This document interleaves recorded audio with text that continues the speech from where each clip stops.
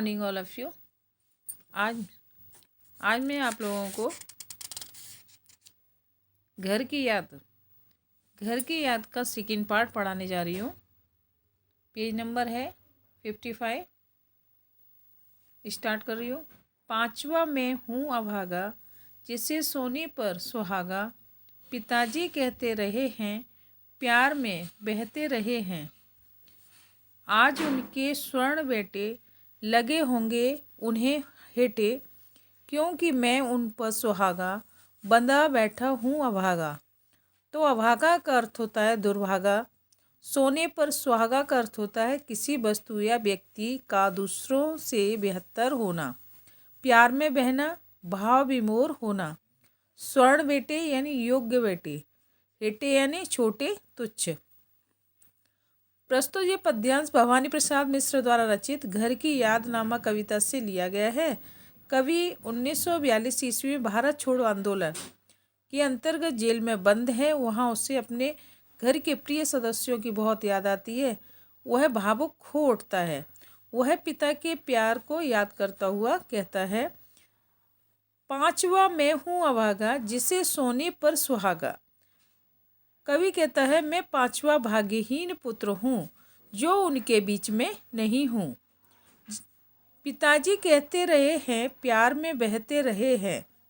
फिर भी इस भाग्यहीन पुत्र को पिताजी अपने पांचों पुत्रों में से सबसे अधिक बढ़कर प्यारा समझते हैं।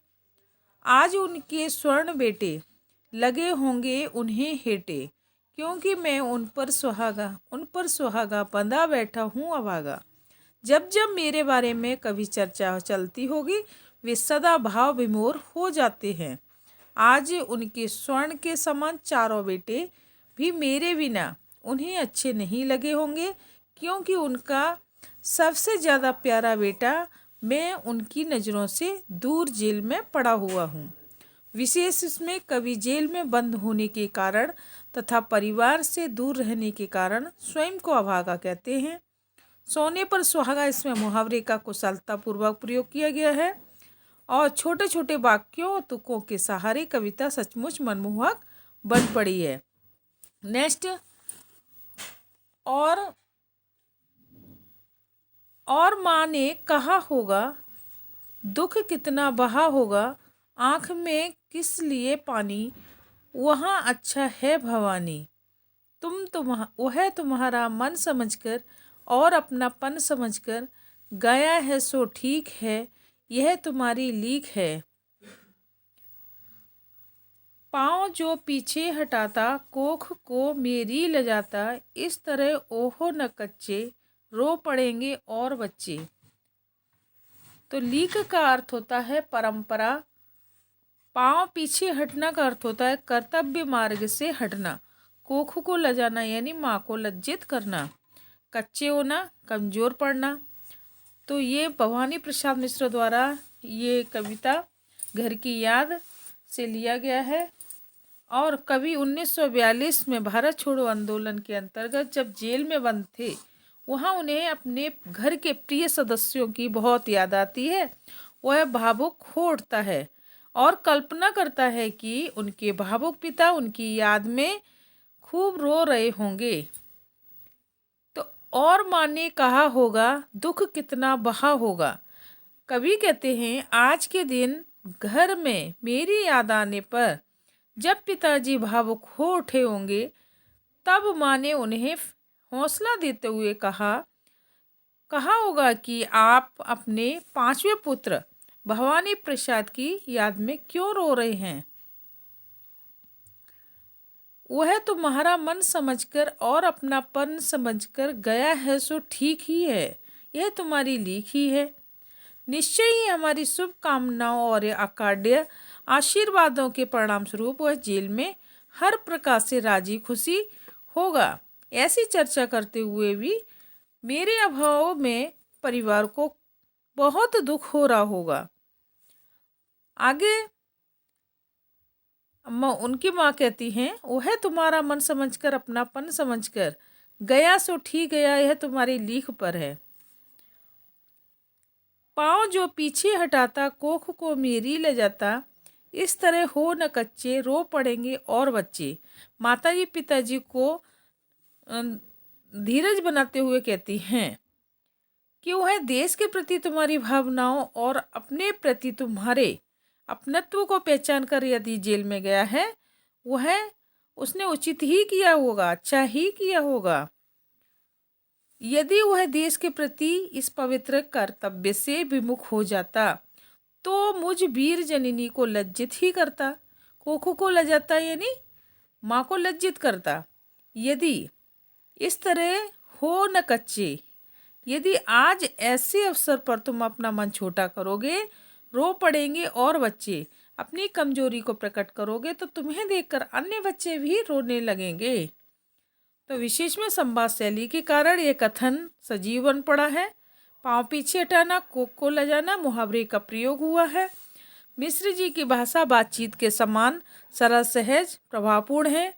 छोटे छोटे वाक्यों और तुकों का के सहारे कविता सचमुच मनमोहक बन पड़ी है। नेक्स्ट, पिताजी ने कहा होगा हाय कितना सहा होगा, कहाँ मैं रोता कहाँ हूँ, धीर में खोता कहाँ हूँ। तो ये भवानी प्रसाद मिश्र द्वारा ये कविता, जिसमें कवि जब जेल में था भारत छोड़ो आंदोलन के उपलक्ष्य में, वहाँ उसको अपने प्रिय सदस्यों की घर की याद आती है।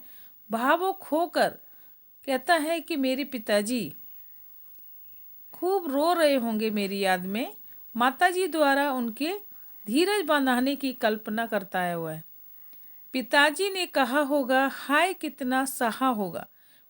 कवि कहता है जब माता ने उन्हें भवानी के वियोग में न रोने के लिए समझाया होगा, हाय कितना सहा होगा, तो पिताजी ने माँ से यह कहा होगा कहाँ मैं रोता कहाँ हूँ, धीर में खोता कहाँ हूँ। नहीं नहीं, मैं उसकी याद में नहीं रो रहा हूँ, ना ही धैर्य खो रहा हूँ। ऐसा कहकर वे अपने दुख को मन ही मन में पी रहे होंगे। तो यहाँ पर विशेष पिताजी का यह संवाद अत्यंत मर्मस्पर्शी है, मन को छूने वाला है। संवाद शैली, प्रश्न शैली के कारण यह कथन प्रभावी है। पिता की भावुकता प्रकट है और छोटे छोटे वाक्यों तुकों के सहारे कविता सचमुच मनमोहक बन पड़ी है। नेक्स्ट है सजीले हरे सावन, हे कि मेरे पुण्य पावन, तुम बरस लो वे न बरसे, पांचवे को वे न तरसे। तो ये जेल में रहते हुए भवानी प्रसाद मिश्र जी कहते हैं, जब उनको पूरे अपने घर के सदस्यों की याद आती है, वह भावुकता में सावन मास को अपने संदेशवाहक बनाकर कहते हैं। व्याख्या, हे सजीले हरे सावन, हे कि मेरे पुण्य पावन। कवि हरे भरे सावन से प्रार्थना करता है कि तुम जल बरसाकर सभी का उपकार करते हो, तुम मेरे लिए बहुत पुण्यात्मा और पवित्र आत्मा हो। तुम बरस लो वे न बरसें, अतः तुम जितना चाहो उतना बरसो, तुम्हारे बरसने से संसार का भला भी होगा। परंतु ऐसा न हो कि तुम्हें बरसता देखकर पांचवें पुत्र की याद में पिताजी की आंखों में आंसू ही बरसने लगे। पांचवें को वे न तरसे, अतः इस ढंग से बरसना कि पिताजी को मेरी याद ना आए। मेरी याद आ जाने से वे दुखी हो जाएंगे, इसलिए तुम्हें वर्षा करते समय इस बात का ध्यान रखना चाहिए। विशेष में छोटे छोटे वाक्यों तुकों के सहारे कविता सचमुच मनमोहक बन पड़ी है। कवि ने सावन को दूत बनाने की पुरानी काव्य परंपरा का निर्वाह किया है। संबोधन शैली के कारण काव्य में सजीवता है। पुण्य पावन में अनुप्रास अलंकार है। नेक्स्ट, मैं मजे में हूँ सही, घर नहीं हूँ बस यही, किंतु यह बस बड़ा बस है, इसी बस से सब विरस है। बस मने केवल नियंत्रण में, विरस रसहीन फीका।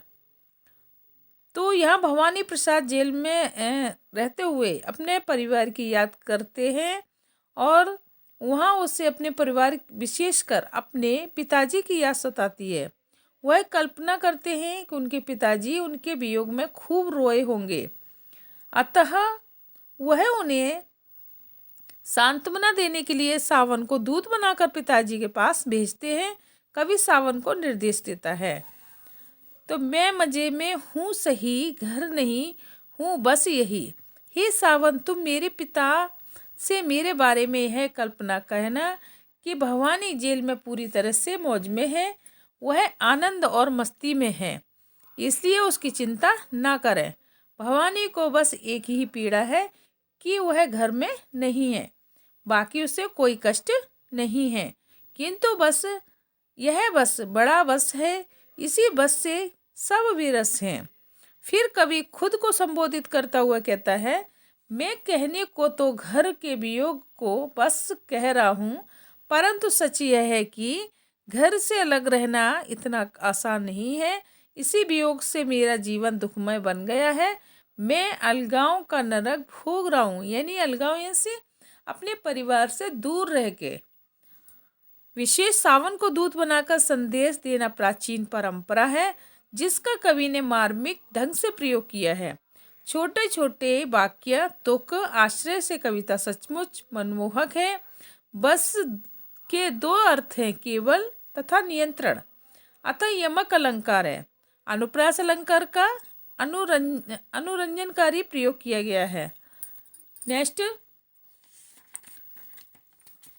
किंतु उनसे यह कहना न कहना, उन्हें देते धीर रहना, उन्हें कहना लिख रहा हूँ, उन्हें कहना पढ़ रहा हूँ, काम करता हूँ कि कहना, नाम करता हूँ कि कहना, चाहते हैं लोग कहना, मत करो कुछ शोक कहना। धीर माने हौसला, तसल्ली माने शोक। तो यहाँ भवानी प्रसाद मिश्र जी घर की याद करते हुए जेल में जब वो थे तो पूरे घर के सदस्यों की याद करते हैं। वहाँ घर में जेल में रहकर विशेषकर अपने पिताजी की याद सताती है और वह पिता के दुख को कम करने के लिए सावन को दूत बनाकर पिता के पास भेजता है और कवि सावन को निर्देश देता है, हे सावन, तुम मेरे पिताजी के सामने ये निराशाजनक बातें मत कह देना। उन्हें देते धीर रहना, उन्हें धीरज देते रहना, बंधाते रहना। उन्हें कहना लिख रहा हूँ, उन्हें कहना पढ़ रहा हूँ। उनसे यही कहना है कि तुम्हारा पुत्र भवानी जेल में रहकर खूब लिख पढ़ रहा है, वह पढ़ने लिखने में मस्त है। काम करता हूँ कि कहना, नाम करता हूँ कि कहना। और आगे कहते हैं, हे सावन, पिताजी से कहना, भवानी जेल में रहकर खूब काम करता है, वह अपने गौरवशाली कामों में और व्यवहार से अपना नाम ऊंचा कर रहा है। चाहते हैं लोग कहना, मत करो वह शोक कहना। उन्हें यह सब कहना कि जेल में सब लोग उसे चाहते हैं, इसलिए तुम उसके लिए किसी प्रकार का शोक मत करो। तो यह विशेष कवि को अपने पिता के दुख की याद चिंता है। सेकंड, सावन को संदेशवाहक बनाकर भेजने की प्राचीन काव्य परंपरा का निर्वाह किया गया है। थर्ड, कहना की आवृत्ति मनमोहक बन पड़ी है। मिश्र जी की भाषा बातचीत के समान सरल सहज प्रभावपूर्ण है। छोटे छोटे वाक्य तुकों का सहारा लिया गया है। नेक्स्ट, और कहना मस्त हूँ मैं, काटने में व्यस्त हूँ मैं, वजन 70 से मिसेर मेरा और भोजन ढेर मेरा, कूदता हूँ खेलता हूँ दुख डट कर ढेलता हूँ, और कहना मस्त हूँ मैं, यो न कहना अस्त हूँ मैं। तो डटकर ठेलना यानी पूरे मन योग से घटाना, अस्त माने निराश। तो इसका ये भवानी प्रसाद मिश्र द्वारा रचित घर की याद नामक कविता से लिया गया है। कवि भारत छोड़ो आंदोलन में भाग लेने के कारण जेल में बंद है और वहीं घर में विशेषकर अपने पिताजी की याद उन्हें सताती है। वह पिता के दुख को कम करने के लिए सावन को दूत बनाकर पिता के पास भेजते हैं। और कवि सावन को निर्देश देते हुए कहते हैं, और कहना मस्त हूं मैं, कातने में व्यस्त हूं मैं। हे सावन, तुम मेरे पिताजी के सामने यह कहना कि जेल में रहकर मैं बहुत मस्त हूँ। मैं गांधी जी के निर्देश पर चरखा कातता हूँ। वजन 70 शेर मेरा और भोजन ढेर सारा। मेरा वजन 70 किलो का है। मैं खूब खाता पीता हूँ, कूदता हूँ, खेलता हूँ और खेल कूदता हूँ मैं। दुख डटकर ढेलता हूँ। और ऐसा कहने से वह और भी दुखी हो जाएंगे। खूब खेलता हूँ, दुखों को अपने से दूर भगाता हूँ। ढेलता यानी दूर भगाता हूँ। और कहना मस्त हूँ मैं, यो न कहना अस्त हूँ मैं। और कहना मैं बहुत मस्त हूँ, खुशहाल हूँ। और मस्त कह देना भवानी प्रसाद निराश और उदास रहते हैं। ऐसा कहने से वह दुखी हो जाएंगे। विशेष इसमें कवि का था पिता से प्रेम है। जेल में रहकर भी उन्हें पिता के भावुक मन का ध्यान है। छोटे छोटे चुस्त वाक्य तुक के आश्रय से कविता सचमुच मनमोहक है। डटकर ढेलना, अस्त होना मुहावरे का प्रयोग मनोरम बन पड़ा है। एक पद की आवृत्ति से कविता अनुरंजकता आ गई है। नेक्स्ट, हाय रे ऐसा ना कहना।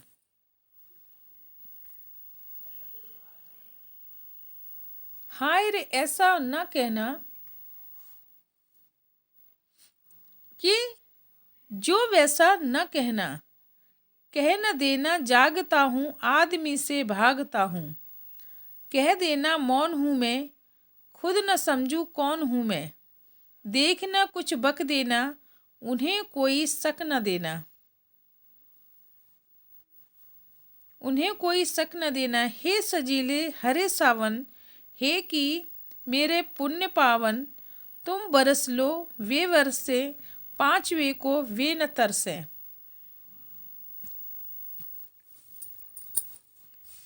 इसमें प्रस्तुत पद्यांश में नई कविता के संदर्भ में भवानी प्रसाद द्वारा रचित घर की याद कविता से ये अवतरित है कि भारत छोड़ो आंदोलन में सक्रिय भाग लेने के कारण जेल में बंद हैं।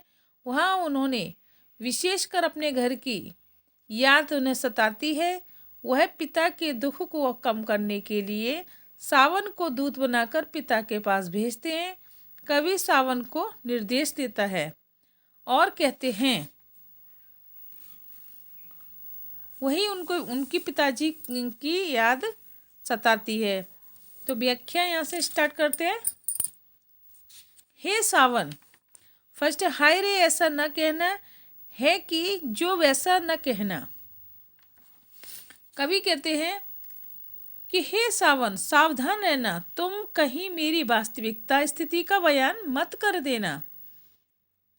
कह देना जागता हूँ, आदमी से भागता हूँ। और आगे कहते हैं कि मेरे पिताजी के सामने मेरा दुख न कहना। यह मत कह देना कि मुझे नींद नहीं आती है, मैं निरंतर जागता रहता हूँ। मुझे आदमी को देखकर भय लगता है, मैं हमेशा खोया खोया और अकेला रहता हूँ।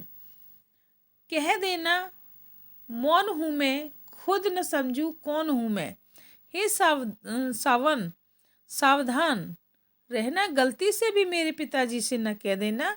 मैं सदा चुपचाप रहता हूँ और तुम्हारे बिना व्यथित हूँ। न ही ये कहना मैं खोया खोया रहता हूँ और मुझे अपनी सुध तक नहीं रहती है। देखना कुछ बक न देना, उन्हें कोई शक न कर होने देना। तो आगे कवि कहता है कि मेरे पिताजी के सामने बहुत सोच समझ कर बोलना, असावधानी के कारण कोई ऐसा शब्द मुंह से ना निकाल देना। ऐसे ढंग से मत बोलना कि तुम्हारी बात की सच्चाई में उन्हें संदेश हो जाए। हे सजीले सावन, हे कि मेरे पुण्य पावन, तुम बरस लो वे न बरसें, पांचवे को वो न तरसें। हे मेरे हरे भरे सुंदर सावन, हे मेरे पुण्यवान और पवित्र मित्र, तुम चाहे जितना बरस लो, पर ऐसी कोई बात मत होने देना जिससे मेरे पिताजी को मेरी याद आ जाए। वे रोने लगें और पांचवें पुत्र की याद में तरसने लगें। विशेष छोटे छोटे चुस्त वाक्य, तुक के आश्रय में कविता, बक और शक शब्दों का प्रयोग द्रष्टव्य है। पांचवें शब्द का प्रयोग में जितनी करुणा है वह देखने योग्य है। सावन के लिए सजीला हरा पुण्य पावन आदि विशेषण अवसर के अनुकूल तथा अत्यंत सार्थक है। कवि अपने पिता के प्रति अत्यंत भावुक है। ये चैप्टर आपका पूरा कंप्लीट हुआ। अच्छे से इसको याद करना।